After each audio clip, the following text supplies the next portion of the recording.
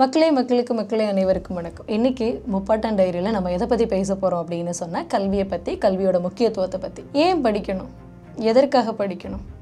படித்தா நல்ல வேலைக்கு போகலாம், கை நிறைய சம்பாதிக்கலாம், 3 வேளை கஷ்டப்படாமல் சாப்பிடலாம், காரு சொகுசு பங்களான்னு நல்ல சொகுசு வாழ்க்கை அனுபவிக்கலாம். இது எல்லாத்தையும் படிப்பு கொடுக்கும். ஆனால் படிப்புங்கிறது இதுக்கு மட்டும்தானா? காலங்காலமாக நம்முடைய பொது புத்தியில் படித்தா நல்ல வேலை கிடைக்கும், கை நிறைய சம்பாதிக்கலாம், நல்ல சொகுசான நல்ல நிம்மதியான ஒரு வாழ்க்கையை வாழலான்னு சொல்லி நமக்கு ஊட்டி படிப்புங்கிறது அதுக்கு மட்டும்தான் அப்படின்னு நம்ம மனசுக்குள்ள ஊறி போச்சு. ஆனால் உண்மையிலேயே கல்வி என்னெல்லாம் செய்யும் தெரியுமா? அதியமான் நெடுமானஞ்சு அப்படின்னு ஒரு மன்னன், கடியேழு ஒருத்தர் தகடூர் அப்படிங்கிற ஒரு பகுதியை ஆட்சி பண்ணிட்டு இருக்காரு. குதிரை மலை அப்படின்னு சொல்லிட்டு அவருக்கு பக்கத்துல ஒரு மலைத்தொடர் இருக்கு. அந்த மலைத்தொடருடைய சிறப்பு ஏன்னா நிறைய பழமரங்கள் நிறைந்த ஒரு பழச்சோலை. அது ஒரு நாள் வேட்டைக்கு போகலாம் அப்படின்னு சொல்லிட்டு அதியமான் நெடுமானஞ்சு அந்த குதிரை மலைத்தொடருக்கு வேட்டைக்கு போறாரு. அங்க இருக்கிற வேடுவர்கள் மன்னனை பார்த்த உடனே வணங்கி, மன்னா வாங்க, நான் உங்களுக்கு ஒரு சிறப்பான கனியை இன்னைக்கு உங்களுக்கு சொல்லி தரணும், உங்களுக்கு அதை காட்டி கொடுக்கணும் அப்படின்னு சொல்லிட்டு கூட்டிட்டு போறாங்க. கூட்டிட்டு போய் ஒரு நெல்லி மரத்தை காட்டி கொடுத்தாங்க. அந்த நெல்லி மரத்துல ஒரு பழம் பழுத்திருக்கு, ஒரு நெல்லிக்கனி பழுத்திருக்கு. அந்த பழத்தினுடைய சிறப்பு அப்படியே அடுக்குறாங்க வரிசையா. அதியமானுக்கு அதனுடைய சிறப்புகள் எல்லாம் கேட்ட உடனே அந்த நெல்லிக்கனியை எப்படியாவது தன்னதுடையதாக்கிடணும் அப்படின்னு ஒரு கால்குலேஷன் வந்து அவனோட மைண்டுக்குள்ளால போட ஆரம்பிச்சிட்டான். இந்த நெல்லிக்கனியை எப்படியாவது பறிச்சு சாப்பிட்டுறணும் அப்படிங்கிற ஆசையில போன பல பேர் மரணத்தை தழுவிருக்காங்க. அப்படி இல்லைன்னா பறிக்க முடியாம பாதியிலேயே இறங்கி வந்திருக்காங்க. இந்த நெல்லிக்கனியை இதுவரைக்கும் பறிச்சவங்க அப்படிங்கிறது சரித்திரத்திலே கிடையாதுன்னு சொன்ன உடனே அதியமானுக்கு அது எப்படி பறிக்க முடியாம போகும், என்னால முடியாதுன்னு எதுவுமே கிடையாது, இந்த நெல்லிக்கனியை எப்படியாவது பறிச்சிடணும் அப்படின்னு சொல்லி அவன் பயங்கரமா முயற்சி பண்ணி அந்த நெல்லிக்கனியும் பறிச்சிட்டு வரான். அவ்வளவு சிறப்புகளுடைய அந்த நெல்லிக்கனியை எடுத்துட்டு வந்தவன் தான் சாப்பிடல, எடுத்துட்டு அரசவைக்கு ஓடுறான். அரசவைக்கு போனவன் அங்க அவ்வை அமர்ந்திருக்கிறத பார்த்து அந்த அவ்வை கையில அந்த நெல்லிக்கனியை கொடுத்து, அவ்வையே இந்த நெல்லிக்கனிக்கு பயங்கர சிறப்புகள் இருக்கு தெரியுமா? அவ்வைக்கு கோபம் வருது. நான் ஒன்னு பார்த்துட்டு அவ்வளவு பரிசில் வாங்கிட்டு போலான்னு வந்தா இந்த ஒரு நெல்லிக்கனியை எனக்கு கொடுத்துட்டியே, இந்த சாதாரண நெல்லிக்கனியை வாங்குறதுக்கா நான் அவ்வளவு தூரம் உன்னை பார்க்கறதுக்காக வந்தேன் அப்படின்னு அவ்வை கேட்க, அவ்வை முதல்ல இதை சாப்பிடுங்க, சாப்பிட்டதுக்கு அப்புறமா இதனுடைய சிறப்பு என்ன, ஏன் இந்த நெல்லிக்கனியை நான் உங்களுக்கு கொடுத்தேன் அப்படின்னு சொல்றேன் அப்படின்னு சொல்லி அதியமான் சொன்ன உடனே, மன்னன் இல்லையா, அதை சொன்ன உடனே அந்த நெல்லிக்கனியை வாங்கி அந்த அம்மாவும் சாப்பிட்டுருச்சு. சாப்பிட்டதுக்கு அப்புறம் தான் சொல்றான், இந்த நெல்லிக்கனியை சாப்பிடுபவர் நீண்ட ஆயுளோடு வாழ்வார் என்பது இந்த நெல்லிக்கனிக்கு இருக்கிற மகத்துவம். மூப்பு தள்ளி போகும், முதுமை தள்ளி போகும், உடல் வலுவரும், எதிர்ப்பு சக்தி அதிகரிக்கும், இன்னும் எவ்வளவோ சிறப்புகளை வேடுவர்கள் சொல்லி இந்த நெல்லிக்கனியை என்கிட்ட கொடுத்தாங்க. சரி, இவ்வளவு சிறப்பு மிக்க நெல்லிக்கனியை மன்னா நீதான் ஐயா சாப்பிட்டுருக்கணும், நீ அல்லவா இந்த கனியை சாப்பிட்டுருக்கணும்னு சொன்ன உடனே மன்னன் ஒரு பதில் சொல்லுவான், அவ்வையே, நான் இந்த நாட்டுக்கு மட்டும்தான் அரசன், இந்த நாட்டின் ஒரு சாதாரண காவலாளி, அவ்வளவு மட்டும்தான். ஆனால் உன்னுடைய அறிவு என்னை போன்ற இந்த நாடு கடந்த பிற மன்னர்களுக்கும் பயன்படும். உன்னுடைய அறிவு இந்த இளைஞர்களை தூக்கிவிடும், உன்னுடைய அறிவு முதியவர்களை தாங்கிக் கொள்ளும், இந்த அறிவு இந்த நாட்டுக்கே நெறி காட்டும் அப்படின்னு சொன்ன உடனே, நீ இன்னும் நீடோடி வாழ்க, உன்னுடைய புகழ் ஓங்குக அப்படின்னு புகழ்ந்து பாடிட்டு அந்த அரசவையிலிருந்து வெளியே வராங்க. ஆக மன்னனுக்கு தெரிஞ்சிருக்கு பாருங்க, மன்னரும் மாசர கற்றோனும் சீர்தூக்கின் மன்னரின் கற்றோரே சிறப்புடையவர் அப்படின்னு அந்த மன்னனுக்கு தெரிஞ்சதுனால அவ்வை தான் இன்னும் நீண்ட காலம் வாழணும்னு சொல்லி அந்த நெல்லிக்கனியை தூக்கி அவ்வை கிட்ட கொடுக்குறாங்க. மன்னனை விட படித்தவன் நல்லா இருக்கணும் அப்படின்னு ஒரு மன்னனே விரும்புறான் பாருங்க. அவனுடைய அறிவு தான் இந்த சமூகத்துக்கு பயன்படும். அப்படின்னா கல்வி கற்றால் அதன் மூலம் கிடைக்கக்கூடிய அறிவு இந்த சமூகத்துக்கு பயன்படும். பாரி, முல்லைக்கு தேர் கொடுத்தான் பாரி அப்படின்னு சொல்லுவாங்க. ரொம்ப புகழ்பெற்ற கடியேழு வள்ளல்கள்ல ஒருத்தர் பாரியும் கூட. அவர் என்ன பண்றாரு அப்படின்னா, தன்னுடைய மனைவி கண்ணகியை பிரிஞ்சு புறத்தொழுக்கம் போயிட்டாரு, அதாவது பரத்தமை ஒழுக்கத்துக்குள்ள போயிட்டாரு. பரணர் வந்து அரசவைக்கு பாரியை பார்க்கறதுக்காக வர்றாரு. அங்க ஒரு பெண் உட்கார்ந்துருந்து கண்ணீர் சிந்திக்கிட்டு இருக்கா. அந்த பெண் எப்படி கதறாலாம், இப்படி அவன் புறத்தொழுக்கம் போயிட்டதுனால தன்னுடைய கணவனுடைய பேரும் புகழும் குன்றிவிடுமேன்னு நினைச்ச அழுறா. அதை வந்து பார்த்த பரணர் என்ன பண்றாரு, ஓடோடி வராரு பாரிக்கிட்ட. பாரி, உன்னோட அரசவைக்கு போனேன், உன்னோட அரசவைக்கு போயிருந்தப்போ அங்க ஒரு பெண் கண்ணீர் வடிச்சுக்கிட்டு இருக்கா. என்ன சொன்னா அப்படின்னா, என்னுடைய மன்னன் பரத்தமை ஒழுக்கத்துக்கு போயிட்டான், அவனுடைய மானம் மரியாதை எல்லாமே போயிருமே அப்படிங்கிறத நினைச்சா எனக்கு மனசுக்கு அவ்வளவு கஷ்டமா இருக்கு. அவர் வந்து திரும்பி வரணும், ஏன்னா இந்த நாட்டில் உள்ள மக்கள் அவரை தான் கடைபிடிப்பாங்க, அவரை தான் முன்மாதிரியா எடுத்துப்பாங்க. அதனால இந்த மன்னன் இந்த நாட்டுக்கு திரும்பி வரணும்னு ஒரு பெண் அழுதுகிட்டு இருக்கா அப்படின்னு சொல்லி மனைவி அழுதான்னு சொல்லலை. ஏன்னா மனைவி அழுதா அப்படின்னு சொல்லிட்டா மனைவிக்காக சப்போர்ட் பண்ணிக்கிட்டு மனைவிக்காக ஒரு தூண் பிடிச்சிக்கிட்டு வராரு பரணர் அப்படின்னு சொல்லி சொல் பேச்சு கேட்காம போயிடுவான் இல்லையா மன்னன். அதனால எப்படி சொன்னா அந்த மன்னனுக்கு புரியுமோ அப்படி எடுத்து சொல்றாரு. கொஞ்சம் கொஞ்சமா பக்குவமா எடுத்து சொல்றாரு பரணர். அதை கேட்ட உடனே பாரி என்ன பண்றாரு, அவருக்கு பிடித்த அந்த பரத்தமை ஒழுக்கத்தையும் விட்டுட்டு வேணாம், இந்த ஒழுக்கக்கேடான வாழ்க்கை, இந்த பிழைப்பட்ட வாழ்க்கை எனக்கு வேணாம் அப்படின்னு சொல்லிட்டு பரணருக்கு பின்னாடியே அரசவைக்கு வராரு. ஆக ஒரு மன்னன் பிழைப்பட்ட வாழ்க்கைக்குள்ள போனா அவனை நெறிப்படுத்தி கொண்டு வர, ஒழுக்கக்கேடான செயல்களில் ஈடுபட்டா அவனை சரி செய்து கொண்டு வர, இடித்துரைக்க ஒரு புத்திசாலி, ஒரு படித்தவன், ஒரு நெறிப்படுத்துகிறவன் அங்கு தேவைப்படுறான். ஆக கல்வி என்னவெல்லாம் செய்யும்னு பார்த்தீங்கன்னா, கல்வி நம்மை சீர்படுத்தும், கல்வி நம்மை நெறிப்படுத்தும். ஏழை சொல் அம்பலத்தில் ஏறாது அப்படின்னு ஊர்ப்புறத்தில் சொல்லுவாங்க. ஒரு சாதாரண ஒரு மனிதன் போய் சொல்றது எல்லாத்தையும் எல்லாரும் கேட்க மாட்டாங்க. ஆனா பரணர் சொன்னதை ஏன் கேட்கணும் அப்படின்னு பார்த்தீங்கன்னா, அதுதான் அந்த சமூகம் படித்தவனுக்கு கொடுத்திருந்த மரியாதை. படித்தவன் சொல் பேச்சு இந்த சமூகம் அப்ப இல்லை எப்பவுமே கேட்கும். ஆரியப்படை கடந்த பாண்டியன் நெடுஞ்செழியன்கிற மன்னன் சொல்றான் இதை.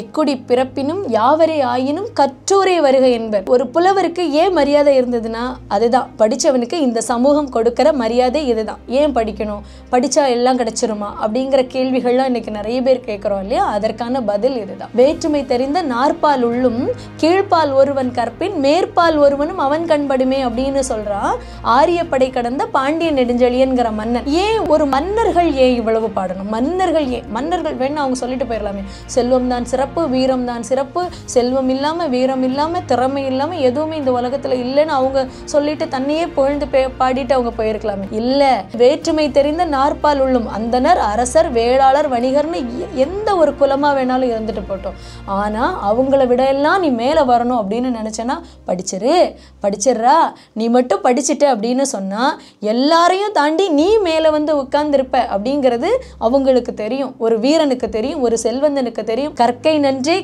நன்றே பிச்சை புகினும் கற்கை நன்றேன்னு அதிவீரராம பாண்டியன்கிற மன்னன் பாடுவான். ஒரு பிச்சை எடுக்கிறது அப்படிங்கிறது எவ்வளவு கீழான ஒரு விஷயம். பிச்சை எடுப்பமா, இன்னைக்கு எனக்கு சாப்பாடு இல்லை கொஞ்சம் பிச்சை போடுங்க அப்படின்னு போய் கேட்பமா, உடம்பே நடுங்கும் பிச்சை எடுக்கணும் அப்படின்னு சொன்னா இல்ல. ஈயன இரத்தல் எழுந்தன்று. ஆனா அப்படிப்பட்ட பிச்சை எடுக்கிற செயலை செஞ்சாவது படிச்சிருன்னு சொல்றான் அதிவீரராம பாண்டியன். ஏன்? அறிவுதான் அச்சம் காக்கும் கருவிங்கிறது மன்னனுக்கு தெரியும். ஒரு செல்வந்தனுக்கு, பணத்தை சேமித்த ஒரு செல்வந்தனுக்கு தெரியும். போராடி சாகின்ற ஒரு வீரனுக்கு தெரியும். அதனாலதான் படிச்சிரு நம்முடைய முன்னோர்கள் எல்லாரும் இன்னைக்கு வரைக்கும் நமக்கு வலியுறுத்திக்கிட்டே இருக்காங்க. காரியை பத்தி புலவர்கள் புகழ்ந்து பாடும்போது என்ன சொல்லுவாங்க அப்படின்னா, மன்னர்கள் போருக்கு வருவாங்களாம். போருக்கு வரும்போது அவங்க தோற்று போயிட்டாங்கன்னு வச்சுக்கோங்களேன், அதற்கான காரணம் என்ன சொல்லப்படுமா, அந்த மன்னனோடு காரியம் துணை நின்றான், அதனாலதான் அவன் ஜெயிச்சிட்டான். ஒருவேளை காரி அவனுக்கு துணை நிற்கல அப்படின்னா நான் ஜெயிச்சிருப்பேன் அப்படிம்பாங்களாம். அந்த அளவுக்கு வீரம் மிகுந்தவன் காரி. ஆனா சோழன் குளமுற்றத்து துஞ்சிய கிள்ளி வளவன் காரியோடு போர் தொடுக்கிறான். போர் தொடுத்து போர்ல காரியும் செத்து போறான். ஒரு நாள் அந்த வீரனுக்கும் சாவு வருது. மரணம் அவனை தழுவுது. மரணம் தழுவுன உடனே அவனுடைய உடைமைகள் எல்லாமே இனிமேல் யாருக்கு சொந்தம்? சோழன் குளமுற்றத்து துஞ்சிய கிள்ளி வளவனுக்கு சொந்தம். காரியனுடைய குழந்தைகளை கைப்பற்றிட்டு போறான். கைப்பற்றிட்டு போனவன் காரி மேல இருந்த வெறுப்புல அந்த குழந்தைகளை யானைக்கு காலில் போட்டு கொன்னுறலாம் அப்படிங்கிற அந்த பாதக செயலை செய்யறதுக்கு தயாரா இருக்கான். அந்த பக்கமா கோவூர்கிழார் வராரு. இந்த பாதக செயலை மன்னன் செய்ய போறோம் அப்படிங்கறத கேள்விப்படுறாரு. கேள்விப்பட்ட உடனே கோவூர்கிழாருக்கு மனம் பொறுக்கல. எப்படி இந்த குழந்தைகளை காப்பாத்துறது அப்படின்னு சொல்லி கொஞ்சம் கொஞ்சமா சோழன் குளமுற்றத்தை துஞ்சிய கிள்ளுவளவன் கிட்ட பேசி பேசி பேசி பேசி கரைத்தால் கல்லும் கரையும்னு சொல்லுவாங்கல்ல, அந்த திறமை படிச்சவனுக்கு உண்டுங்கிறத அந்த இடத்துல அவர் நிரூபிச்சிருப்பாரு. அந்த குழந்தைகளை காப்பாற்றி அந்த பாதக செயலை செய்யாமல் அந்த சோழன் குளமுற்றத்தை துஞ்சிய கிள்ளி வளவன்கிற மன்னனுக்கு மேலேயும் அந்த அவப்பெயர் வராமல் பாதுகாத்திருப்பாரு கோவூர்கிழார். ஆக ஒரு உயிரை பாதுகாக்கிற தன்மை கல்வி கொடுக்கிற அந்த அறிவுக்கு இருக்கு. இப்ப புரியுதா ஏன் செல்வத்தில் மிகுந்த மன்னனும் வீரத்தில் மிகுந்த மன்னனும் படின்னு படிப்புக்கு முக்கியத்துவம் கொடுத்து சொன்னாங்க அப்படிங்கிறது புரியுதா? செல்வம் கரையும், வீரம் நிராயுத பாணியாக்கி நம்மை தோற்கடிக்கும், ஆனால் அறிவு மட்டும்தான் அச்சம் காக்கும் கருவி. நம்மை கடைசி நிமிடத்திலையும் நம்முடைய உயிரை காக்கணும் அப்படின்னு சொன்னா உனக்கு புத்திசாலித்தனம் வேணும். அந்த புத்திசாலித்தனம் எங்க இருந்து உனக்கு கிடைக்கும் அப்படின்னா கற்ற கல்வி உனக்கு தரும். கைப்பொருள் தன்னில் மெய்ப்பொருள் கல்வி அப்படின்னு சொன்னாங்க. ஒரு பெண் வாழ்க்கையில் முன்னேறணும் அப்படின்னா 3 விஷயம் வேணும். 1 கல்வி, 2வது கல்வியே தான், 3வது கல்வி மட்டும்தான். கல்வி மட்டும்தான் ஒரு பெண்ணை சுயமரியாதையோட வாழவும் பொருளாதார சுதந்திரத்தோட வாழவும் இந்த சமூகத்தில் அஞ்சாமல் அடிமையாகாமல் வாழவும் தைரியத்தோட வாழவும் நமக்கு சொல்லித்தரும். கல்வி இல்லாத பெண்கள் கள்ளர் நிலம் போன்றவர்கள், அங்கே புல் விளையுமே தவிர நல்ல புதல்வர்கள் விளைய மாட்டார்கள்னு சொன்னாரு பாரதிதாசன். ஏன் அப்படி சொன்னாரு? படிச்ச ஒரு பெண்ணால தான் நல்ல திறமைசாலியான ஒரு புதல்வனை உருவாக்க முடியும், நல்ல அறிவு சார்ந்த ஒரு புதல்வனை உருவாக்க முடியும். ஆக படிக்கணும். உனக்கு எவ்வளோ வருதோ அவ்வளவு படிச்சிரு. இவ்வளவு தான் படிக்கணும், இப்படி தான் படிக்கணும் அப்படிங்கிற கட்டாயத்துக்குள்ளே பெற்றவங்களும் குழந்தைங்கள தள்ளக்கூடாது. மதிப்பெண் வாங்குறதுக்கு தான் கல்வி, நல்ல ஒரு வேலைக்கு போகிறதுக்கு மட்டும்தான் கல்வி, நல்ல பூவா சாப்பிட்றதுக்கு மட்டும்தான் கல்வி அப்படிங்கிற அந்த பொது புத்திக்குள்ளேருந்து முதல்ல பெற்றவங்க வெளியே வரணும். அப்போ தான் குழந்தைங்க அந்த மதிப்பெண் அப்படிங்கிறத தாண்டி இன்னொரு உலகத்தை பார்க்க ஆரம்பிப்பாங்க. முன்னாடி இருந்த சமூகத்தை பாருங்கள், நம்ம தாத்தா படித்ததை விட, பாட்டி படித்ததை விட, நம்முடைய தகப்பன் படித்ததை விட இன்னைக்கு இருக்கிற தலைமுறைகள் எல்லாருமே படிச்சிருக்கோம். அன்னைக்கு நிறைய படிப்பறிவு குறைவாக இருந்தது, ஆனால் இன்னைக்கு படிப்பறிவு நல்ல மேலோங்கி இருக்கு. ஆனால் படிப்பறிவு மேலோங்கி இருக்கிற இன்னைக்கு இருக்கிற காலகட்டத்தில் தான் அவன் தருதலையாக சுற்றுறான் அப்படின்னு நம்ம திட்டுறோம். அவன் பெரியவங்களை மதிக்கலை அப்படின்னு சொல்லி நம்ம திட்டுறோம். அவன் மூத்தவங்களுக்கு மதிப்பே கொடுக்கல, பெற்றவங்களை மதிக்கலை அப்படிங்கிற இந்த சொற்றொடரை ஏன் சாடுறோம், ஏன் சாபம் கொடுக்குறோம் அப்படின்னு சொல்லி பார்த்தீங்கன்னா, கல்வி மதிப்பெண் வாங்குறதுக்காக மட்டுமே அப்படின்னு நம்ம பொது புத்திக்குள்ளே ஊறி போய் இருக்கு பாருங்கள். இந்த எண்ணத்துக்குள்ளேருந்து பெற்றவங்க வெளியே வராமல் இருக்கிறது, இந்த எண்ணத்துக்குள்ளேருந்து கல்வி நிலையங்கள் வெளியே வராமல் இருக்கிறதுக்கு, இதை தாண்டி ஒரு மனிதனை மனிதனாக உருவாக்குவதற்கு கல்வி வேணும் அப்படிங்கிறத சொல்லி குழந்தைங்களை நம்ம பள்ளிக்கூடத்துக்கு அனுப்பும்போது அவர்கள் கண்டிப்பாக ஒரு தலைச்சிறந்த மாணவர்களாக, தலைச்சிறந்த மனிதனாக இந்த சமூகத்துக்கு பயன்படக்கூடியவங்களாக வருவாங்க. நல்லது இது, தீது இது, நம்முடையது இது, மற்றவர்களுடையது இது, மரபு இது, மரபற்றது இது அப்படின்னு எது சொல்லித்தரும்? கல்வி தான் நமக்கு சொல்லித்தரும். திறமை இருந்தால் நீங்கள் முன்னேறுவீங்க. அந்த திறமையை அடுத்த தலைமுறைக்கு எப்படி எடுத்துகிட்டு போவோம்? நம்மளுடைய செத்து போயிருமே அந்த திறமை.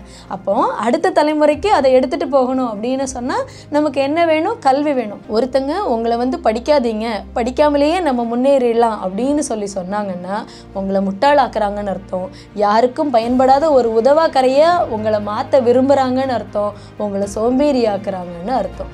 அதனால் அதை தயவு செஞ்சு நம்பிடாதீங்க. முடிஞ்ச அளவு படிங்க, நல்லா படிங்க. நன்றி, வணக்கம்.